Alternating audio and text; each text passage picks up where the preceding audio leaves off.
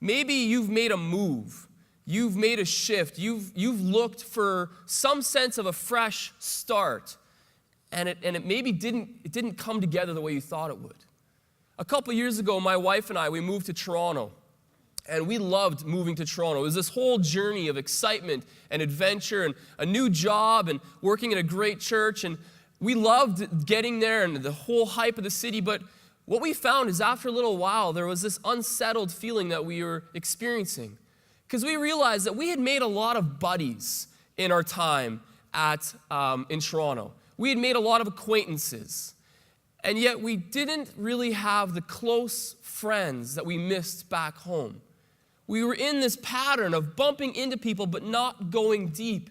And we realized that we had to make a shift. Something needed to change. We couldn't just accept the way it was. We had to change our patterns, change the way that we interact with people, invite people not only to like hang out with us, but invite people in to be close with us. And maybe you've been in a space where you've made a shift and all the promises haven't fully come through. Maybe it hasn't lived up to the expectations.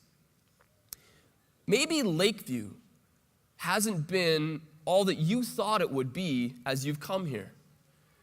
I don't know how you ended up here. Maybe you came here looking for a fresh start, looking for a place to connect, looking for a place to belong, a place to be cared for. And maybe some of you have found that, but maybe others are still feeling like you're on the outside looking in. Like you're familiar here, you know this place, and yet somehow you don't feel a part of the community. You don't feel a part of what's happening here. And I wonder if you're in that space, if there needs to be some sort of an adjustment, if you need to try something new. And maybe you're thinking, like, I have tried, I've made an effort. Well, maybe you need to try again. Maybe you need to try something new. And maybe you're thinking, but what about those other people? They should be connecting with me. I'm the one who's new. Shouldn't they be welcoming me in? Yeah, you're probably right. But, they might be feeling the exact same way. We often carry a lot more insecurity with us than we are willing to admit. And this is a cue for us who do consider this place home. For those of us who do feel settled here at Lakeview, this is a cue for us. Like, are we aware of people who've shifted into our church, and we need to be helping them connect? Either way, someone needs to make the first move.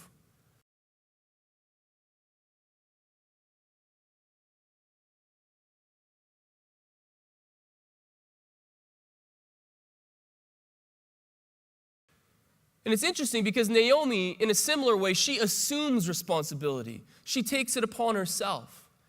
And if I'm honest, I can more often relate with Cain than I can with Naomi. Because, I can be an excuse machine. I can sidestep responsibility, and I can come up with all kinds of reasons. Whatever it is in life, I have excuses for everything. I would really read more books. I promise I would, if they would put those books on Netflix. Or I would play with my son more if he could actually catch when we play. It's you gotta work on your skills, and then maybe we'll put some more time in. Or I would go to the gym more if it just wasn't open so much. What's with that? That just bugs me. Do you wrestle with excuses like me? I'm too weak, too slow, too big. I ate too much for breakfast. Got a headache. It's raining. My dog is sick. I can't right now. I'm not inspired. Makes me smell bad. I'm allergic to stuff. I'm fat. I'm thin. It's too hot. I'm not right. I've got shin splints, headache. I'm distracted. I'm exerting myself too much. I'd love to really, but I can't. I just can't. My favorite show is on. I got a case of the Mondays, the Tuesdays, the Wednesdays. I don't want to do this. I'm going to do something else. After New Year's. Next week. Might make a mistake. I got homework. I feel bloated. I have gas. I got a hot date. My coach hates me. Mom won't let me. I bruise easily. It's too dark. It's too cold. My blister hurts. This is dangerous.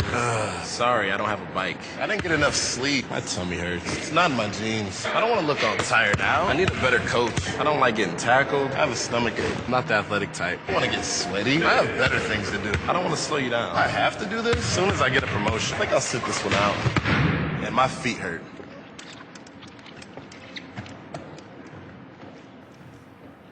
Excuses. They're so easy to find, aren't they? And it's so easy to skirt around responsibility, to sidestep the needs of others around me, to come up with a reason why it's not me. This isn't going to land on me.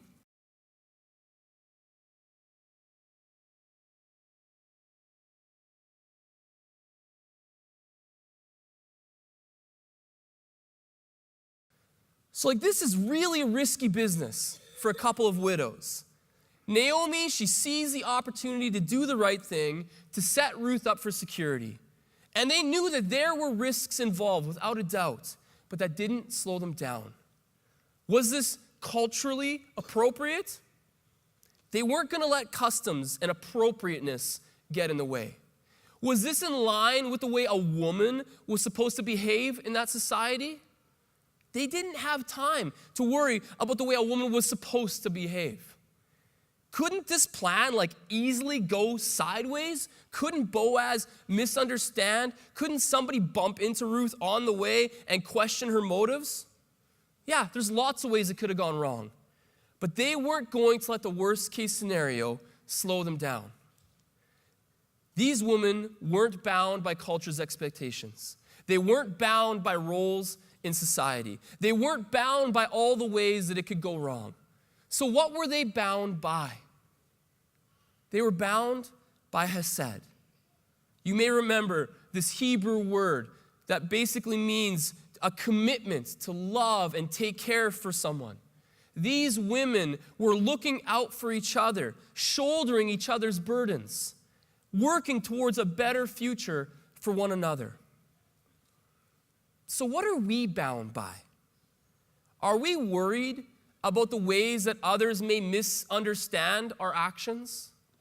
Are we concerned about our place, our position, that maybe we're not old enough, or we're too old, or we're hesitant because we don't have the kind of status or position that you're supposed to have?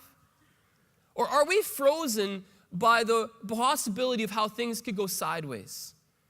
What if I extend myself and someone takes advantage of me? What if it ends up costing me more money or more time? You see, Naomi's commitment to hesed meant that she pushed past and she took action.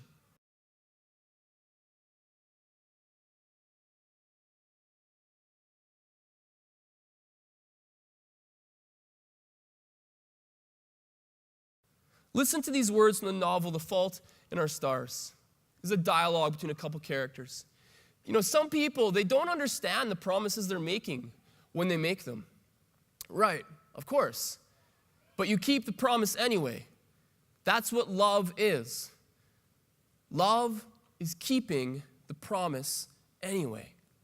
Because you see, throughout this story, God is the true hope. He is the hope for the story we're reading, and He is the hope for our story. He is the true source of hesed.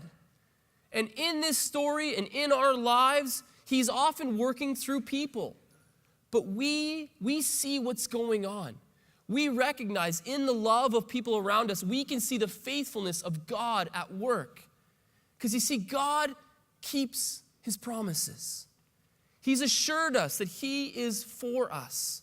He offers us rest. He offers to accept us no matter what haunts us from the past. He has promised to never leave us, to never abandon us. And we, the church, we're going to keep going. We're going to keep stepping up. And when needs come our way, no matter what that cost might be. Because this is the best response we can make to who God is. And many of us have said yes to following God's ways. And I know that we are going to do our best to stick with it. We're going to keep our promises to God because God always keeps His promises to us.